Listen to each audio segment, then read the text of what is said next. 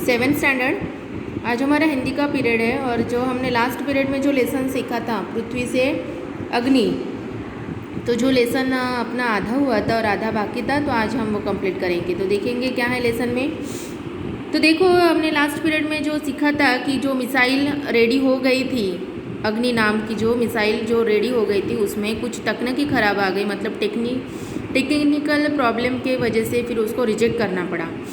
तो अब्दुल कलाम जी जो एक बहुत बड़े साइंटिस्ट थे, तो उन्होंने अपनी कुछ यहाँ पे यादें उनके साथ शेयर की। जो साइंटिस्ट थे जिन्होंने जो अग्नि नाम की जो मिसाइल बनाई थी वो रिजेक्ट होने के बाद। तो देखेंगे आगे क्या है। मैं अपनी टीम के सदस्यों से मिलने गया जो सदमे और शोक की हालत में थे। मैंने SLV-3 के अपने अनुभव को उनके साथ बांटा। मेरा प्रक्षेपण यान तो गिरकर समुद्र में खो गया था, लेकिन उसकी वापसी सफलता के साथ हुई। आपकी मिसाइल अभी तक आपके सामने है। वास्तव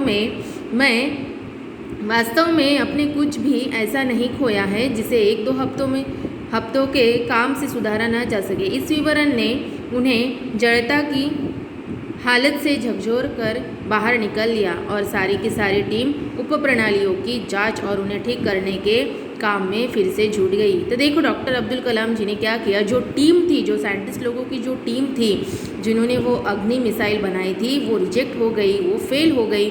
तो इसके वजह से वो बेचारे जो पूरे साइंटिस्ट थे जिन्होंने इतने सालों से मेहनत की थी वो मिसाइल के लिए, और उसमें कुछ टेक्निकल प्रॉब्लम आने की वजह से वो रिजेक्ट हो गई, मतलब वो फेल हो गई। तो वो साइंटिस्ट बहुत सदमे में थे। सदमे मतलब उनको बहुत बुरा लग रहा था कि हमारी जो इतने सालों से जो मेहनत है वो अभी पूरी पानी में गई।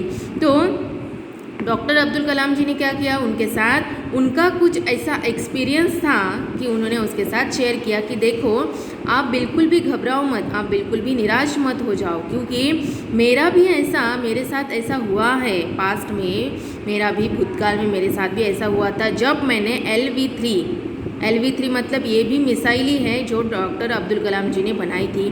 बट मेरी मिसाइल तो पूरा रेडी होके अभी उड़ने ही वाला था, तो वो थोड़े दूर तक उड़ के सीधा समुंदर में जाके गिर गया। मेरे तो हाथ में कुछ भी नहीं लगा, फिर भी मैं निराश नहीं हुआ था। मैंने क्या किया, फिर से अपनी जो खोज थी, अपनी जो साइंटिस्ट का जो संशोधन रहता है वो मैंने कंटिन्यू किया।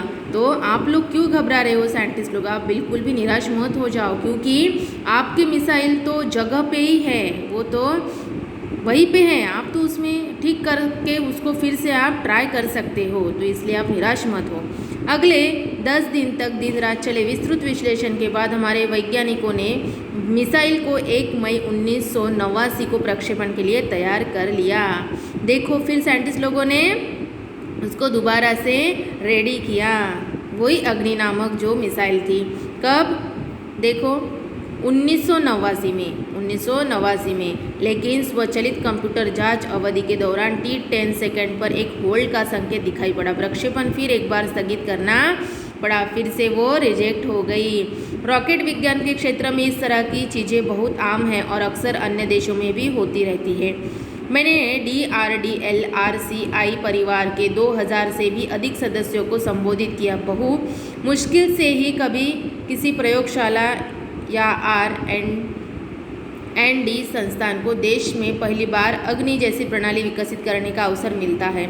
यह महान अवसर हमें दिया गया है। स्वाभाविक रूप से बड़े अवसर अपने साथ बराबर की चुनौतियां लेकर आते हैं। हमें हिम्मत नहीं हारनी चाहिए, समस्याओं को हमें हराने का मौका नहीं देना चाहिए। देश को हमसे सफलता से कम कुछ भी पाने का अधिकार नहीं है। आइए सफलता को लक्ष्य बनाएं। अपना संबोधन लगभग खत्म कर चुका था कि मैंने लोगों को कहते हुए पाया, मैं आपसे वादा करता हूँ, महीने के खत्म होने के पहले ही अग्नि का कामयाबी से प्रक्षेपण करने के बाद हम यहाँ वापस मिलेंगे। यह किसी आश्चर्य से कम नहीं था कि कैसे सैकड़ों कर्मचारियों ने लगातार काम करके प्रणाली की तैयारी का काम स्वीकार्यता परीक्षणों सहित केवल 10 दिन में पूरा कर डाला। लेकिन अब बाधाएं पैदा करने की बारी विपरीत मौसम की थी। एक चक्रवात का खतरा मंडरा रहा था। सभी कार्य केंद्र उपग्रह संचार के जरिए आपस में जुड़ हुए थे। मौसम संबंधी आंकड़े रुक कर आगे आने लगे और 10 मिनट के अंतराल में उनकी बाढ़ सी आ गई। देखो, जब पूरे साइंटिस्ट लोगों ने एक बार फिर ट्राई किया कि अपनी जो मिसाइल है अग्नि वो अब रेडी हो जाएंगी 89 में, तो उन्होंने फिर से उसको मिसाइल को भेजने का प्रयत्न किया, फिर भी उसमें कुछ टेक्निकल प्रॉब्लम आ गया और फिर भी वो रिजेक्ट हो गई। वो फिर से उसको होल्ड करना पड़ा, होल्ड मतलब उसको वहीं पे स्टॉप करना पड़ा, उसको आगे नहीं भेजा जा सका। फिर बेचारे साइंटिस्ट लोगों ने फिर से उसमें बहुत सारी मेहनत की और डॉक्टर अब्दुल कलाम के हेल्प के साथ उन्होंने पूरा अपना जो कार्य था, अपना जो मेहनत था, वो फिर से उसमें उन्होंने जुट दी।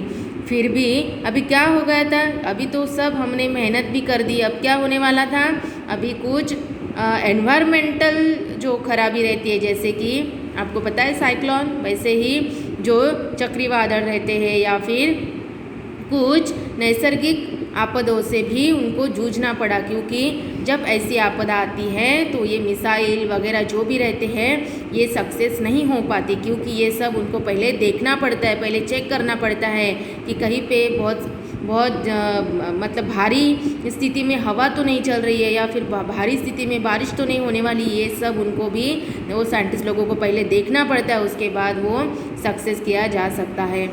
अंततः प्रक्षेपण 22 मई 1989 के रोज निर्धारित किया गया। यह पूर्णिमा की रात ज्वार के कारण लहरें किनारों से टकराकर और अधिक शोर मचा रही थी।